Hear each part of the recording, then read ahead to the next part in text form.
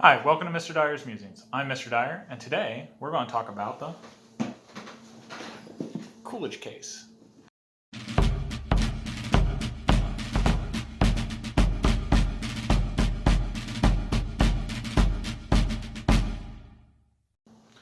As always, I'd like to thank my wife and family for their unconditional support. I'd like to thank my students because we're coming to the end of the year and they've done it. I'm really proud of them. If you're a student or a parent of a student, congratulations, well done. It's been a wild ride, right? So you have my thumbs up and I'm proud of you guys, okay? I'd also like to thank my viewers and my subscribers because without you, then my channel wouldn't be going where it's going. So thank you so much for subscribing. Thank you so much for taking the time and watching this video. And if you're new to my channel, please check out my other videos and look around and see if they might be of interest to you. If they are, please consider subscribing. I'd also like to thank my patrons on Patreon. Thank you so much. I appreciate your support, and I can't wait to see where this channel is going to go in the future. And if you're new to it, please check out Patreon. All right, so the Coolidge case. When I started out Civil War medical living history about 8-9 years ago, I didn't start out as a surgeon. I started out as a hospital corpsman. There's not a lot of medical groups around my area here in Central Ohio, so I just kind of dived in by myself. But I knew that I needed something physical that people could look at and might be of interest. And I decided to go ahead and reproduce the Coolidge case. Because upon my research of medical history, there's a lot of different types of bags and ways that surgeons carried their medicines and provided service to those who are sick or wounded. And at the time, and still today, there's no one that is producing the Coolidge case. And I went out and I talked to various museums. I've read and I measured and got pictures, etc. And I reproduced my own Coolidge case. Now here's the history of it. The war started in 1861. And in 1861, the medical department pretty much used two different types of knapsacks, either the wicker knapsack or the canvas-covered wood frame knapsack that resembles a soldier's, like an infantryman's backpack. Well, by 1863, they transitioned into what's the Coolidge case. And each time that they transition to a different prescribed method of carrying these medicines, what they're doing is they're condensing it. So the Coolidge case and the knapsack and the predecessors, the ones that came after, the whole purpose was to be like a triage case or an EMT bag. It's going to be the one thing that a surgeon or assistant surgeon can grab and tend to the sick and wounded. So the Coolidge case in 1863 did just that. They condensed quite a few of the medicines that were carried in the knapsack to the primary ones that surgeons mostly used. And most of the deaths at the time of the American Civil War was caused by disease. And one of those problems was issues with bowels. Either you couldn't go to the bathroom or you were going too much. So the issues of the stomach and the bowels was definitely a main concern. But the Coolidge case also provided different medicines to and aid, especially comfort, to the wounded and the sick, such as opium or chloroform. So you could take this back to a dressing station on the field of battle and still tend to the men as necessary. All right, so this is the Coolidge case, and as you can see, it's shaped kind of odd, like so.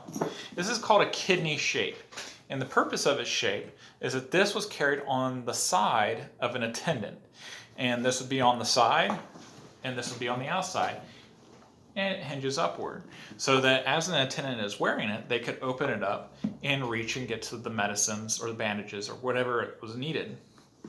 There's a lot of different designs of the Coolidge case.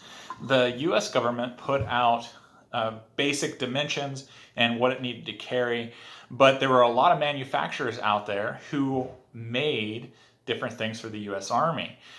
So there's quite a few variations about how things were organized on the inside of various Coolidge cases, and some Coolidge cases even had fur on top of it and covered in fur instead of just the leather.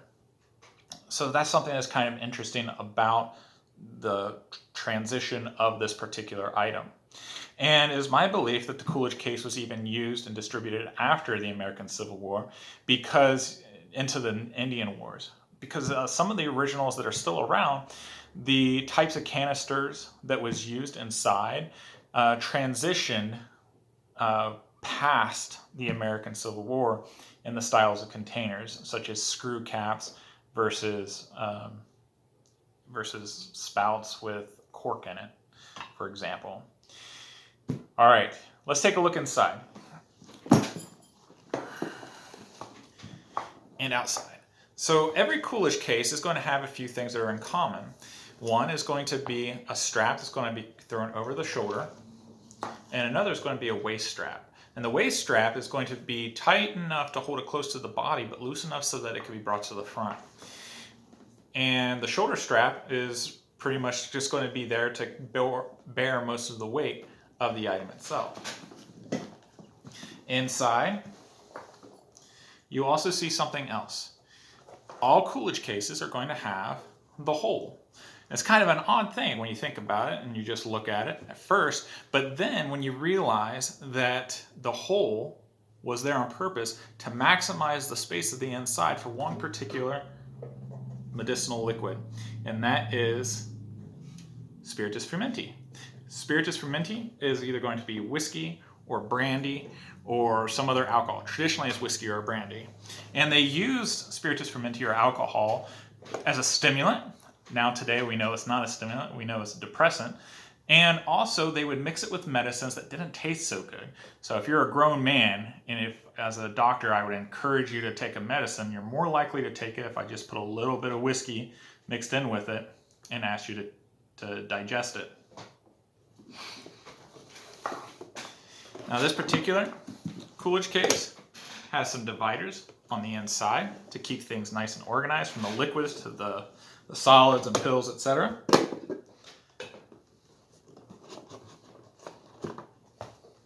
And we're going to read what was inside.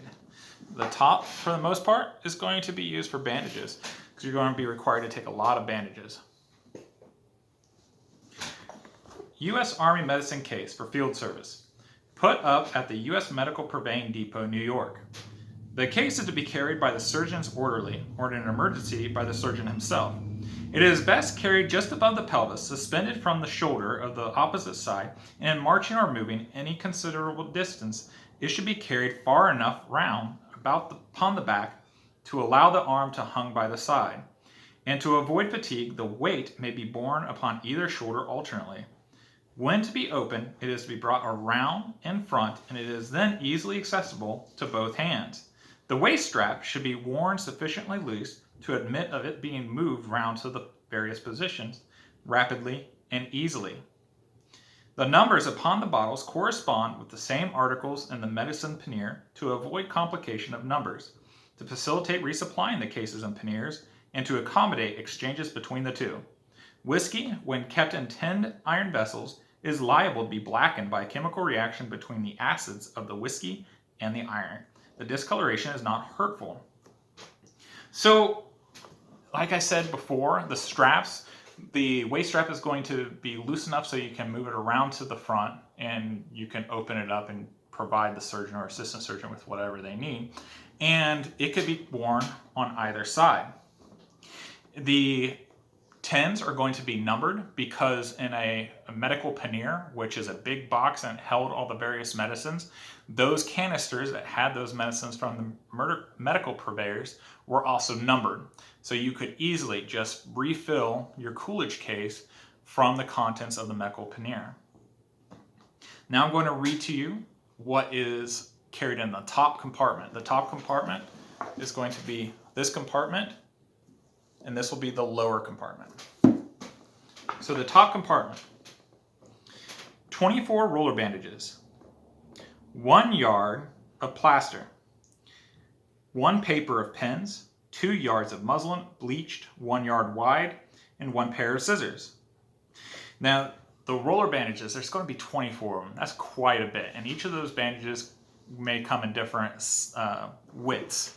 So I did another video on bandages, and if you get a chance, take a look at that. But as you can see, different size bandages for different parts of the body. Now the lower compartment is going to carry your various medicines. That way you can get to them rather easily. And I'm not going to list off the Latin verbiage. I'm going to give you what the contents actually were in the common language of English.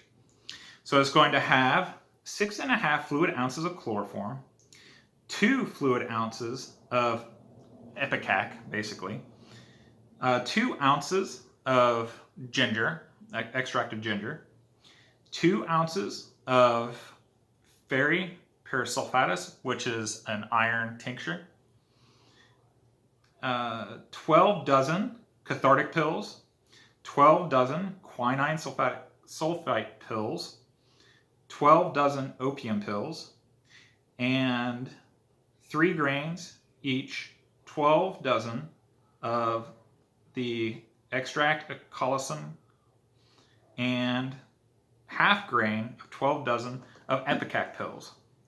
It's going to have 24 fluid ounces of the whiskey or brandy, spiritus fumenti. It's going to have 2 fluid ounces of the opium tincture, a 1/4 pound of patent A super lint, and I actually have an original package of patent lint, and I did an in-depth look at that. So if you get a chance, please check that out. The link is above. It's going to require 1 medicine glass, 1 teaspoon that's tinned, 1 piece of sponge that's fine and small, a 1/4 ounce of silk for ligatures, and 1 towel. And all that's going to be carried in the bottom section. So the different canisters, like this one here, is going to be your smaller liquids. This is going to be chloroform. It's a little bit larger, as you can see.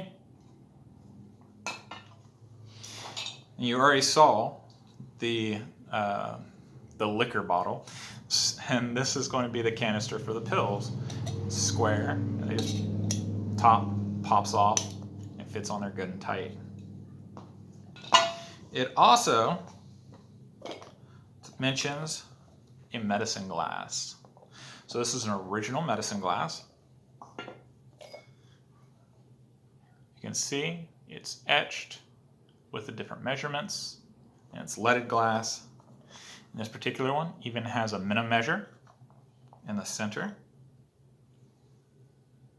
as you see. There you go. That way the surgeon can give precise measurements out there on the field.